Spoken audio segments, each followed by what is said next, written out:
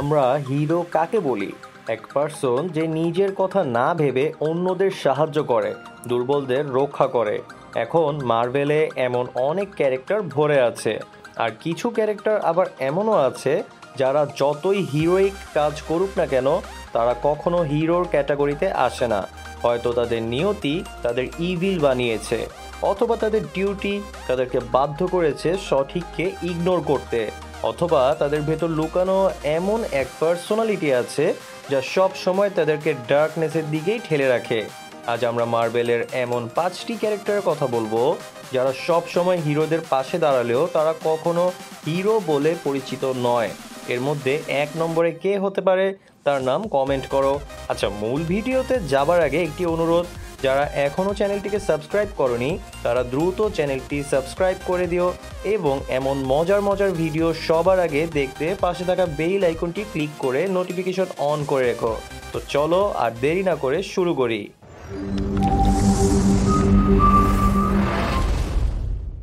Number 5, Scarlet Witch. Actually Wanda কোনোদিনই হিরোইজমের ফ্রেমে ঠিকভাবে বসতেই পারেনি বন্ধুরা। আমরা যদি তার ইন্ট্রোডাকশন থেকে শুরু করি, ওয়ান্ডা পুরো জীবনটাই তার ভাই পিয়েত্রোর সঙ্গে কাটিয়েছে। তারা দুজন স্ট্রাকারের প্রোগ্রামে এনরোল হয়েছিল, যেখানে তারা সোকোভিয়ার অনেক লোকের সঙ্গে মিলে স্টার্ক ইন্ডাস্ট্রিজ আর অ্যাভেঞ্জার্সের বিরুদ্ধে প্রতিবাদ করেছিল। মানে ওয়ান্ডার জীবনের প্রথম মোটিভেশনই শুরু হয়েছিল প্রতিশোধের অনুভূতি থেকে। তারপর তাদেরকে আলাদা আলাদা মিশনস দেওয়া হয়েছিল, যার মধ্যে কখনো দেখেছি ওয়ান্ডা আনকন্ট্রোলড হাল্ককে নিরীহ লোকদের উপর ছেড়ে দিয়েছিল। ইনফ্যাক্ট এইজ অফ আল্ট্রনের এন্ডে ওয়ান্ডা লড়াইয়ে নামলো শুধু এই কারণে যে সে সেন্স করেছিল যে সে তার ভাইকে হারিয়েছে। এরপর থেকে ওয়ান্ডা সব সময় কোনো না কোনো সাইড বেছে নেওয়া শুরু করলো, যেমন সিভিল ওয়ারে ক্যাপ্টেন আমেরিকার সাইড, আর সেটাও শুধুমাত্র এই কারণে যে super hero registration act implement হতেই সবার আগে ওয়ান্ডাকেই ডিপোর্ট করে দেওয়া হতো। কিন্তু যখন ওয়ান্ডা সাইড বেছে নেওয়া বাদ দিল, তখন সে কি করলো? সে নিজের উপর ফোকাস করলো এবং সেই সেলফ মোটিভেটেড অ্যাকশনের মাধ্যমে সঠিক হিরোইক কাজ করেছিল। তবু সেটা একটাই ছিল, আর সেটা হলো মাইন্ড স্টোন ধ্বংস করা। কিন্তু এন্ড গেমের পর থেকে ওয়ান্ডার চরিত্র অন্যদিকে টার্ন নিল। প্রথমে নিজের স্যাটিসফ্যাকশনের জন্য পুরো একটা টাউনকে বন্দি বানানো, তারপর মাল্টিভার্স অফ ম্যাডনেসে গিয়ে মাল্টিভার্সাল থ্রেট হয়ে ওঠা।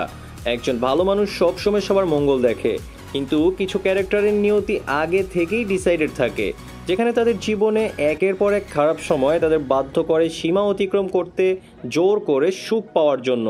এবং ওয়ান্ডা ঠিক তাই করেছে, যখন সে ওয়েস্ট ভিউ এবং সেখানকার মানুষদের অজান্তে নিজের নিয়ন্ত্রণ নিয়েছিল আর ভিশনকে জীবিত করেছিল, আর সে পারফেক্ট জীবন বানিয়েছিল যার সে স্বপ্ন দেখেছিল।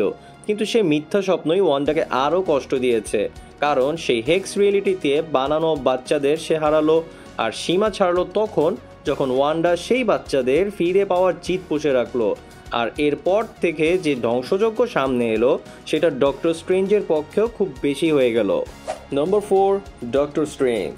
জি হ্যাঁ বন্ধুরা, ডক্টর স্ট্রেঞ্জও তাদের মধ্যেই পড়ে।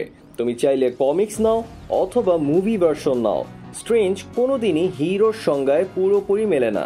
তোমরা হয়তো বলবে যে সে তো সর্সারার সুপ্রিম থেকেছে, গ্রেটার গুডের জন্য সবসময় ট্রান্স ডাইমেনশনাল এন্টিটির সঙ্গে লড়াই করেছে।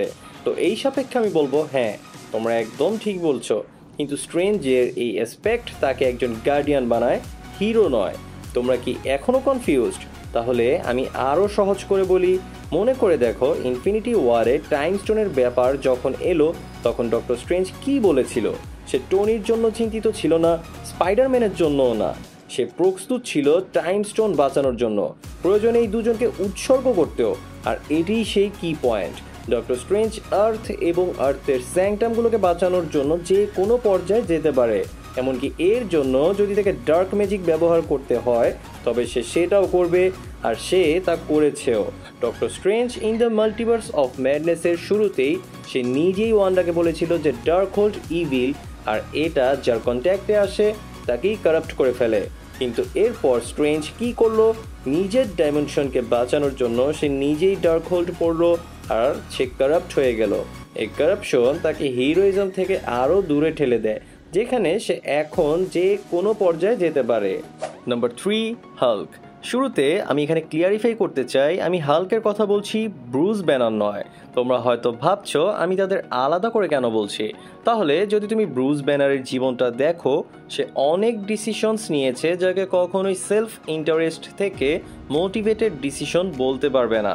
যেমন শান্তির জীবন ছেড়ে কলকাতা থেকে আবার শিল্ডে ফিরে আসা, অথবা হেলিক্যারিয়ার থেকে পড়ে যাওয়ার পরও বাইক নিয়ে নিউ ইয়র্ক ব্যাটেলে আসা। ব্রুস ব্যানার এই সব করার কোনো প্রয়োজন ছিল না। এমনকি র্যাগনারকেও সেন্স ফিরে পাওয়ার পরও ফেনরিসের সামনে ঝাঁপিয়ে পড়া, অ্যাগেইন এখানেও কোনো ব্যক্তিগত স্বার্থ ছিল না। কিন্তু হাল্কের কথা বললে হাল্ক হলো এক পিওর ওয়ার মঙ্গার। হাল্কের রেজ বা রাগ তাকে পুরোপুরি অন্ধ করে দেয়। তোমরা হাল্ককে কোনো মোরালিটি বা কোনো সাইড বাউন্ডারিতে বাঁধতে পারবে না। হাল্ক যে কোনো ফাইটস জয়েন এই জন্য করে যাতে সে সেই ফাইটের হিটে নিজের রেজকে চ্যানেল বা উগড়ে দিতে পারে। সেটা নিউ ইয়র্ক ব্যাটল হোক, সোকোভিয়া হোক, অথবা সার্টারের সঙ্গে ফাইট হোক। আর আমি হাল্ককে হিরো বলিনি এই কারণেই, যার সবচেয়ে বড় রিজন পেয়েছি ইনফিনিটি ওয়ারে, যেখানে সব সময় ফাইট বা ব্যাটেল পছন্দ করা হাল্ক প্রথমবার থ্যানোসের মতো প্রতিপক্ষের মুখোমুখি হলো, আর তারপর থেকে ব্রুসের মধ্যে হাল্ক বেরিয়ে আসলো না। এটাই প্রমাণ করলো যে হাল্ক শুধু ততক্ষণই কোনো ব্যাটেল এনজয় করে যতক্ষণ তার পক্ষে সব কিছু থাকে। Number 2, Sentry. সেন্ট্রিকে এমসিইউতে অফিসিয়ালি পৃথিবীর সবচেয়ে স্ট্রংগেস্ট মাইটিয়েস্ট সুপার হিরো বলা হয়, কিন্তু সেন্ট্রি সুপার পাওয়ারফুল হলেও হিরো একেবারেই নয়। ইনফ্যাক্ট সেন্ট্রিকে তোমরা এক আনকন্ট্রোলড নিউক বলতে পারো, যাকে ছেড়ে দিলে সে অন্তত একটি সাইড পুরোপুরি শেষ করে দেবে। মানুষ যখন হিরো দেখে তখন তাদের মনে, তাদের চোখে একরকম আশা জন্মায় যে হয়তো সব কিছু ভালো হবে, কিন্তু সেন্ট্রির বিষয়ে যখন কথা হয় সে এই সব ইমোশনের বিপরীতে উল্টো ভয় তৈরি করে।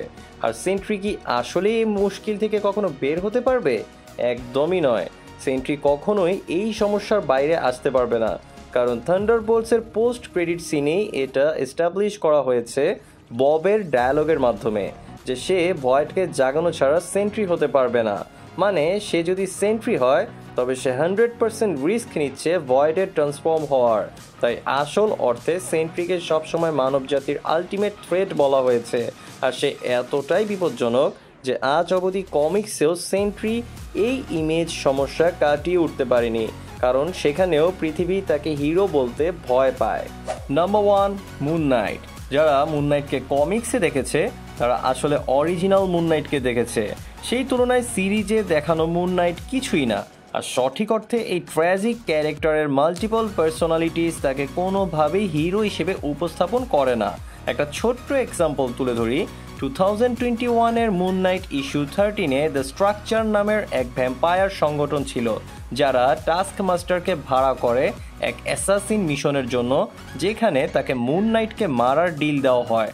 টাস্ক মাস্টার নিজেই তার নিজের মুখে স্বীকার করে যে পৃথিবীর যত টাকা পয়সাই তাকে দেওয়া হোক না কেন সে কখনো মুন নাইটের বিরুদ্ধে যাবে না।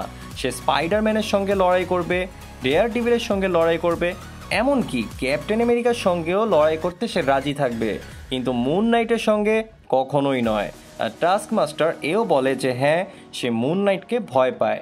ইনফ্যাক্ট মুন নাইটের ভয় এতটাই প্রবল যে টাস্ক মাস্টার সেখান থেকে বের হয়ে সরাসরি মুন নাইটের কাছে যেয়ে বলে, দেখো, কেউ আমাকে তোকে মারার ডিল দিতে চেয়েছিল, কিন্তু আমি তা রিজেক্ট করেছি। তো তুই যা খুশি কর, কিন্তু আমার পেছনে আসবি না, কারণ আমি তোকে ভয় পাই। তোমরা কি বুঝতে পেরেছো যে এই ক্যারেক্টারের ভয়ের লেভেলটা, যে টাস্ক মাস্টারও তার নাম শুনে কাঁপে। এমনকি 2006-এর মুন নাইট ভলিউম 5-এর ইস্যু 1-এ মুন নাইট নিজেই বলেছিল তার কস্টিউম সাদা হওয়ার কারণ হলো সে চায় তার শত্রুরা দূর থেকেই তাকে দেখতে পাক, আর তাকে দেখার পর যে ভয় তাদের মনে জাগে সেই ভয় তারা কখনো গুলিও চালাতে পারে না। এই একই ব্যাপার মার্ভেল সিনেমাটিক ইউনিভার্সে অনেকটা তুলে ধরা হয়েছে, শুধু ক্লিয়ারলি দেখানো হয়নি।